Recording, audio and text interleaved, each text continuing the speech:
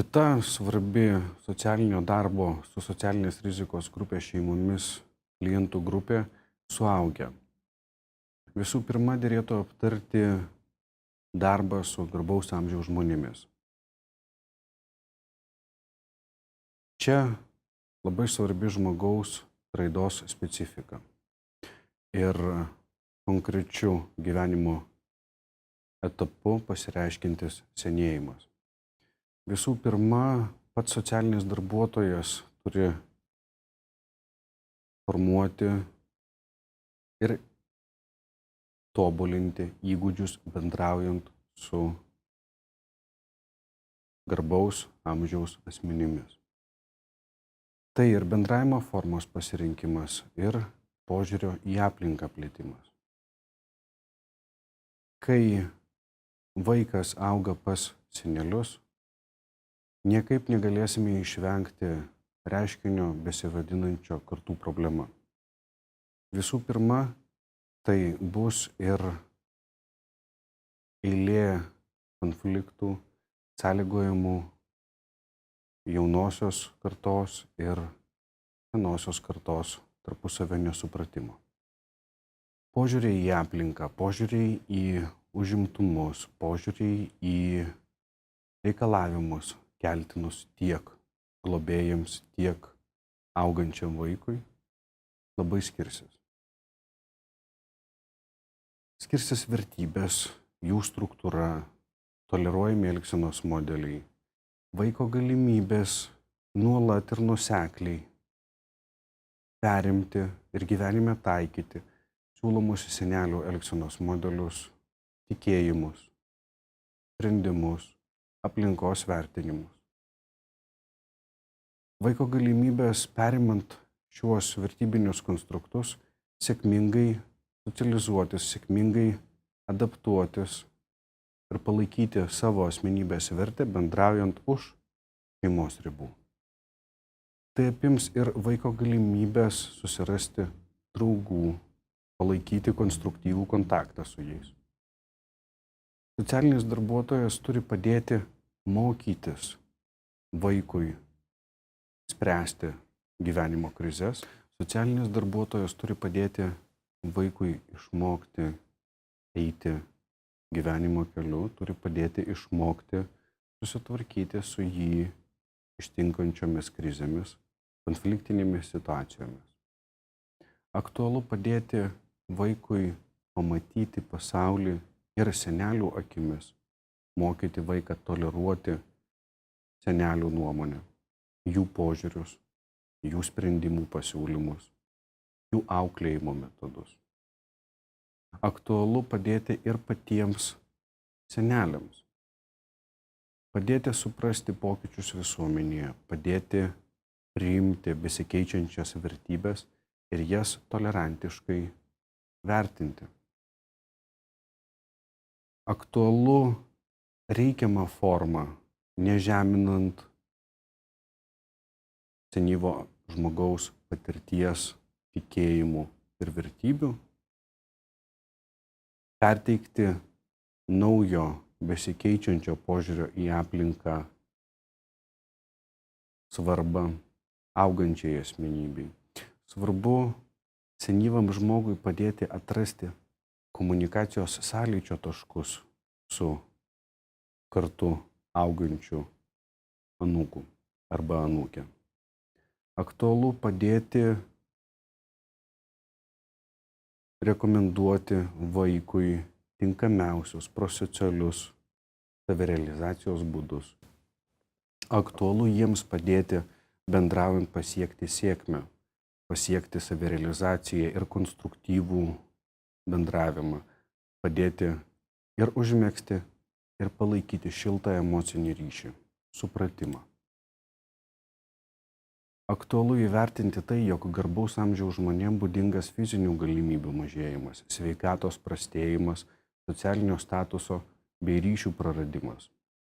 Kartu, augindami vaikus ir turėdami spręsti jiems dar nepažintas problemas, poreikį adaptuotis prie naujų gyvenimo vertybių, poreikį suprasti jaunąją kartą itin aktyviai, itin nuoširdžiai, aktualu padėti išspręsti ir jų gyvenime nutikusius pokyčius, padėti išspręsti jų krizės galinčias sąlygoti vaikų gyvenimą, kaip neigiamos pasekmės įvardytų fizinių galimybių sumažėjimo, sveikatos prastėjimo bei socialinio statuso ir ryšių praradimo. Gali būti ir senyvo amžiaus žmonių uždarumas, negatyvus aplinkos vertinimas, itin kritiškas vaiko asmenybės vertinimas, netgi iki sąmoningai pasireiškiančios asmenybinės atakos prieš vaikus. Senyvo amžiaus žmonėms gali būti būdingas ir nuostatos, jog būtent vaikas ir anūkas apriboja jų galimybės sveikiau elgtis, jog būtent anūkas yra atsakingas už jų sveikatos sutrikimus ir sunkumus. Todėl socialinis darbuotojas turi padėti senyvo amžiaus žmonėms suprasti, kad jų raidos stadija yra visiškai normali, kad nėra jaunoji karta atsakinga už jų prastą būseną. Garbaus amžiaus žmonėms taip pat būdingas yra ir darbo aplinkos komunikacijos praradimas, pajamų sumažėjimas, netektys, išgyvenamos krizės ir galų gale pats senelių statusas. Jei kalbėti apie darbo aplinkos komunikacijos praradimą, senyvo amžiaus, garbaus amžiaus žmonėms būdingas nepasitenkinimas ir poreikis kompensuoti komunikacijos praradimą bendraujant su anūkais. Tačiau aktualu seneliams padėti suprasti, jog dalies jiems priimtinų temų, norimų aptarti reiškinių visuomenėje, jaunoji karta ne tik, kad nenori priimti, jiems tai neįdomu, bet jie dar nėra pajėgūs aptarti konkrečių temų, nėra pajėgūs priimti atsakomybę ir ją realizuoti tokiose formose, kokias norėtų matyti seneliai. Pajamų sumažėjimas gali pasireikšti kaip negatyvus veiksnys, perdėtai apribojant jauno žmogaus poreikių tenkinimą. Stengiantis performuoti jų nuostatas apie poreikių tenkinimo galimybės ir lygmenį.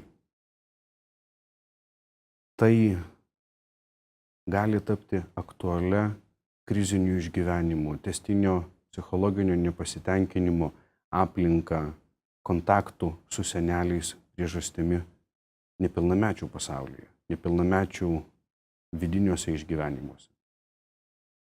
Tai gali būti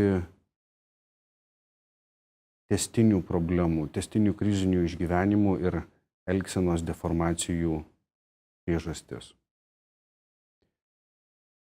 Labai svarbus reiškinys yra ir netektys bei kitos išgyvenimos krizės garbaus amžiaus žmonių tarpe. Neretai senai kartai yra būdingas savitas supratimas, ne visai suvokiamas jaunosios kartos tarpe, kaip reikia, kaip dera išgyventi netektį ar kitas krizės. Tuo tarpu, kai senimas yra linkęs bent iš dalies sureikšminti, paryškinti emociškai kai kurias krizinių išgyvenimų vertes, jaunimas gali atrodyti emociškai šaltas, nerūpestingas ir tai vėlgi gali būti komunikacijos neatitikimų ir nesklandumų priežastis. Senelių statusas. Tai lyg ir naujos gyvenimo kategorijos atėjimas į garbaus amžiaus žmogaus gyvenimą. Tačiau jei anūkai pradeda augti prižiūrimi senelių, šis statusas gerokai modifikuojasi. Iš senelio, kuris tiesiog yra kartu ir prisiima tik dalinę atsakomybę už vaiko auklėjimą, senelis pilnai auginantis ir tapęs vieninteliu rūpintoju vaikui, lyg ir grįžta į tėvo poziciją. Kartu toks statuso modifikavimasis gali tapti reikšmingu konfliktų šaltiniu. Išskirtinos dvi priežastys. Visų pirma, korekcinis elgesys iš senelio vaikui gali būti sunkiai toleruojamas paties nepilnamečio. Lyg ir skaudus vertinimas pasireiškintis seneliui, tu man ne tėvas, tu man ne mama. Turi būti iškoduojamas senelių tinkamai. Neretai tai slepia vaiko nepasitenkinimą sprendimais, siūlomomis elgsenos formomis, apribojimais. Tai normalus ir natūralus vaikų elgesys. Ir sąlygojamas jis yra ne vaiko piktadžiugiškumo, ne vaiko agresyvumo. Tiesiog tai yra vaiko negebėjimas valdyti situaciją ir patirties neturėjimas. Todėl tiek seneliui, tiek vaikui yra reikalinga pagalba atstatant konstruktyvią komunikaciją. Seneliui mokantis pažinti vaiką, vaikui mokantis priimti senelį kaip vertingą patirtį turintį asmenį ir mokantį gyventi su seneliu, su vyresnio amžiaus žmonėmis.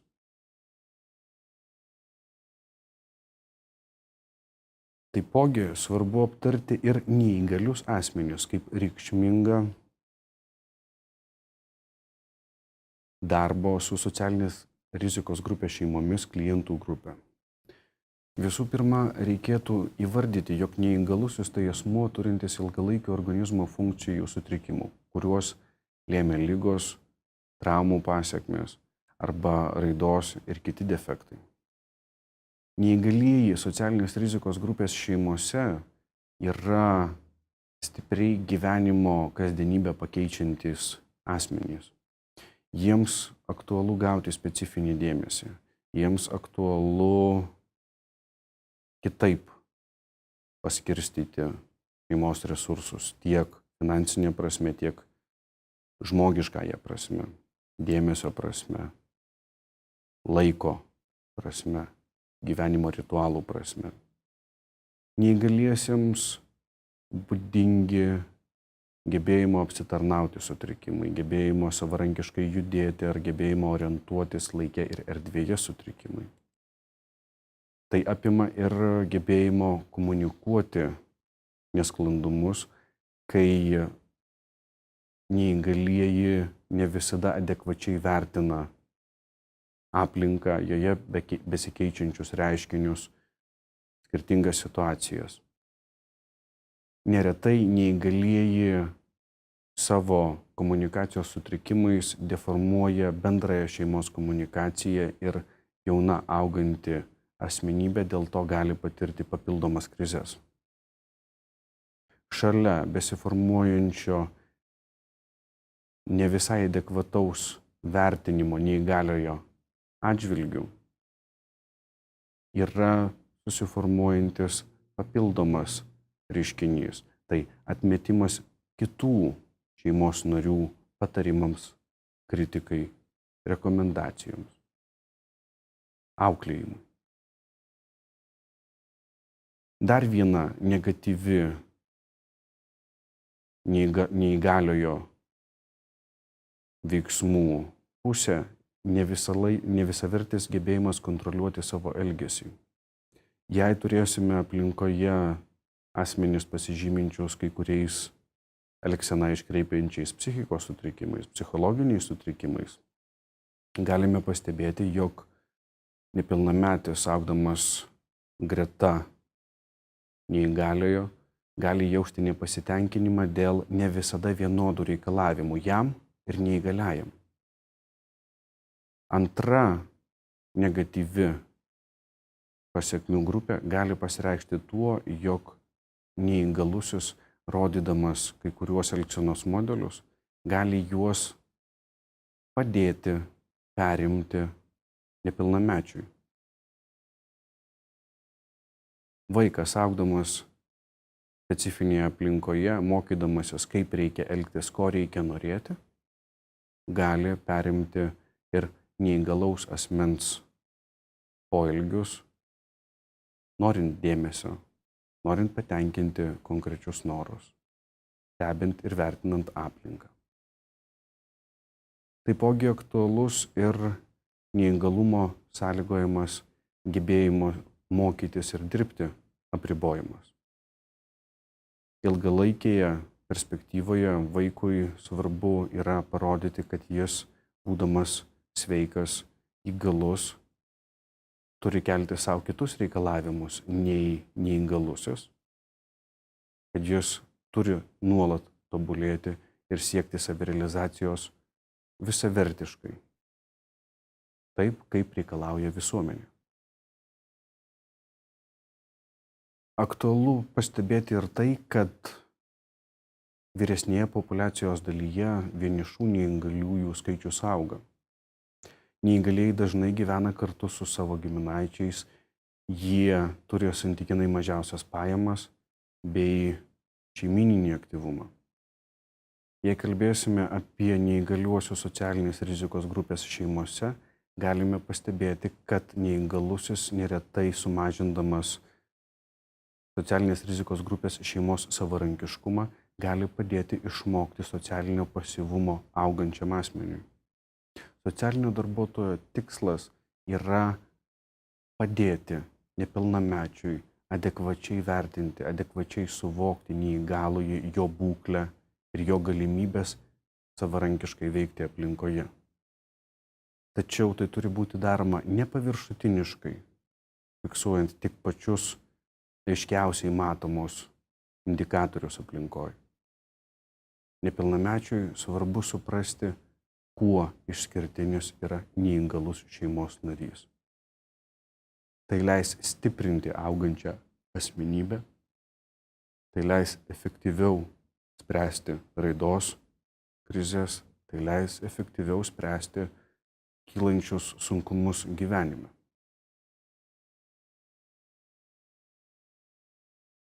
Nepilnamečių poreikių tenkinimą gali savitai performuoti ar netgi deformuoti komplikuotas neįgaliųjų poreikių tenkinimas. Kaip šeimos ribotos galimybės adaptuoti fizinę aplinką neįgaliajam, turinčiam judėjimo ar kitų sutrikimų. Kaip psichologiniai trikdžiai veikiant funkcionavimą ribojančią būklę, prisitaikant prie naujos aplinkos. Tai gali parodyti polinkį ir nepilnamečių tarpe didesnę dalį